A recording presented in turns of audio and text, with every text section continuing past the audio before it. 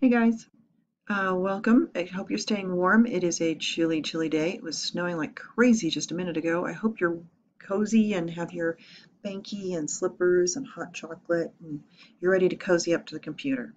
So, hi, welcome to week 9. Um, you guys are in the throes of doing research, and that's great. And now we're going to learn new ways of finding information using the library databases. We are moving from the popular sources, those are the sources that you can access through Google or Bing or any other search engine to find whatever's out there in the wild, weird web, to we're moving to the library databases and the library sources where you find materials that have been vetted or um, chosen because they do meet certain standards, right? Um, so you can get more information by showing up to our office hours this week on Tuesday to meet with our librarian, Tiffany, who's going to show us around how to use the databases. Please, oh please, oh please do so. This is in your best interest. If you can show up for one or both of those sessions with your questions, with what sources you have, um, you can get one-on-one help, which would be so good, right? So, and also we will help you find those key words, those search terms that will help you use the databases to your advantage. You're also going to practice citation this week. You are going to focus your research question and develop a working thesis and outline. And you're going to turn in your they say, I say final draft. So let's go through it. Your tasks, as I just said, we're going to work with the databases, meeting with Tiffany tomorrow, that's Tuesday. You're going to read the prompt, and I want you to read it closely, maybe annotate it, put it in your Scribble library. That'd be good. You're going to explain your topic, your research question, and potential sources you plan to include in the informative research report. Submit a research plan. You're going to do a working thesis and outline, and you're going to submit your, as I said, all of that good stuff. Let's keep cruising. The reading. Please, please, please read these chapters in the OER. These are super helpful to you. In fact, you can even annotate those using Scribble because they're electronic sources that can go right into your library, and then you can come back to the material you need. That's like, okay, I'm really selling the Scribble thing, but I think it's really helpful, especially since most of the database or the materials you're going to be accessing from the library come from the databases, which means they're electronic, which means you can annotate them using Scribble, keep them in your library, don't lose them, and also be able to find, identify the quotes you want to use, what passages you want to paraphrase, interact with the text. That could help you out a lot. You see here that we have lots of links to the CNM libraries, how to use the library itself, online chat functions, English subject guide, all of these things. It looks like I'm just throwing loads and loads of reading to you, sort of, but all of these are super short. They are also useful. I don't give you busy work. I give you stuff that you can use. So please take a look at all of this stuff. Check out the research process. This is going to be helpful to you as well. Don't forget your evaluating sources checklist. That's the CRAP test that keeps you on task. So keep applying those CRAP criteria to every source, even if you find it through the library, because it's going to help you out a lot. You are going to be using multiple types of sources for your research report. Of course, you can use interviews, which I do want you to do, and we'll go over that later, where you will interview either an expert, maybe an instructor at CNM that knows something about your topic, or a man on the street or woman on the street, somebody who has experience with your topic. But we want to have some actual human speaking to you and to us. You can use any kind of document that you find that supports your cause, magazine articles, books, and so on, websites.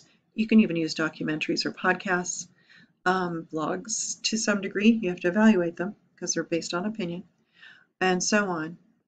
So take a look at all that. Please stop by at 3 o'clock today if you can for office hours to meet Rachel Gift. Rachel is our new tutor.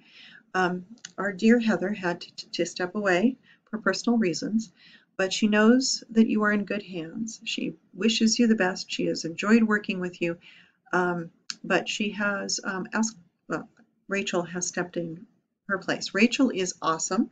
I have witnessed her teaching at CNM, and she is a very thoughtful, thorough, kind person who is very helpful. So please come at 3 o'clock to this link here, and we'll visit with Rachel. I will record the session and post it here so you can check it out later. And check out all the times that she is available to you. These are her dedicated hours for this class, our classes, and here are her ACE tutoring hours, so you can reach her through the ACE Tutoring Center, and you may contact her directly. She's very generous with her time. Take advantage of that gift. As mentioned, we're going to meet with Tiffany tomorrow, both at 9 and noon. If you can come to one or the other, please do. Come with your research topic and questions and the sources you've found so far, and she can help us and you navigate the databases and maybe find material that is useful to your project. So please come if you can. I will record as best I can, and we'll, in the meantime, you can take a look at these links that she wanted you to take a look at. She also wants you to see this Groovy tutorial regarding how information goes from lived experience and shared experience lands, social media, through the different evolutions of information processing, from early stages to scholarly stages. And so I'd like you to take a look at that as well. This is your prompt. This is an overview of the reasons we do research. You're going to be informing your readers. You're not persuading them. Keep that in mind. You are here to provide information that others will need or use. They want this information. So keep in mind, who is your audience? What do they need? And how can you best provide that information to them in a way that is useful? Also, if you're interested in your topic, your readers will be interested in the topic. So if you find something unusual or interesting, follow that. Try to stay away from Captain Obvious topics or approaches. You know, like Captain Obvious would be to say something that everybody already knows. You want to find information that really does enlighten us. So if you find that the original questions were okay, but they led you to something that really lights you up, then go with that. Find the thing that lights you up. If it lights you up, your readers will be interested too. So you're going to continue developing your ideas starting with the concept map. And you could go back and add ideas to that concept map if that's helpful to you. You're going to use at least one or two sources from that map, but 2 or more sources from the libraries, plus an interview, and you're going to inform your readers. The prompt is here. Please read it closely. I'm not going to open this right now. I want you to open it, read it closely. It's an electronic source. Annotate it, save it to your Scribble or save it to your computer, print it out if you want to, have it handy, get really familiar with it so that your confidence increases. The more you are comfortable with the material, the easier it is to work with, and the more confident you are, and the less stressful this whole process is. So get comfortable. All right. You're going to have a discussion with your peers about the differences between popular searching and library searching.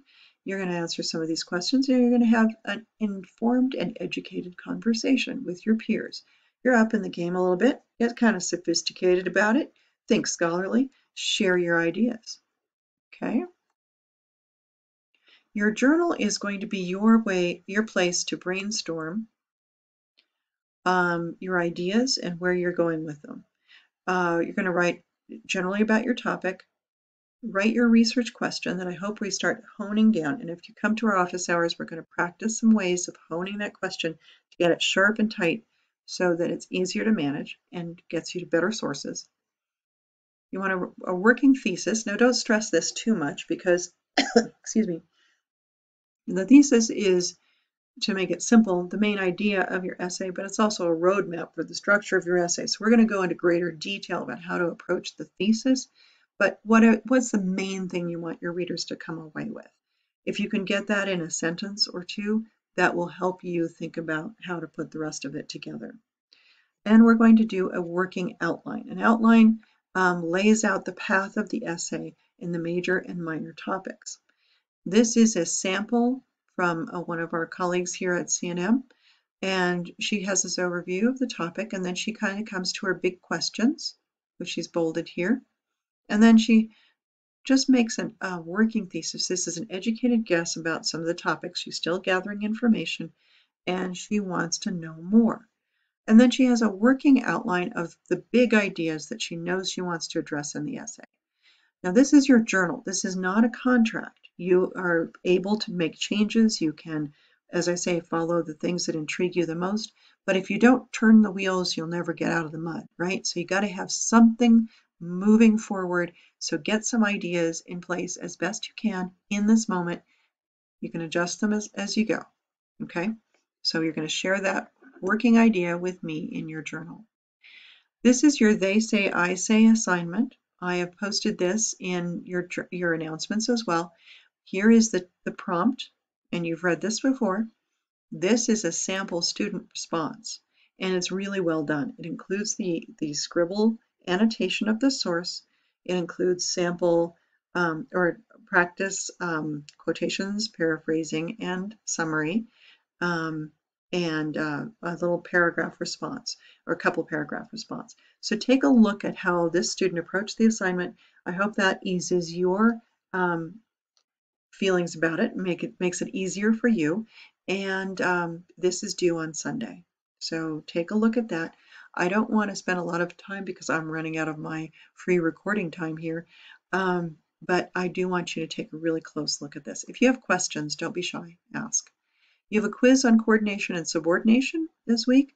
If you are up for posting the subject-verb agreement, please get that ready to roll by Sunday. This is a good time to ask questions, to get support, to support each other, and take advantage of the support services you have.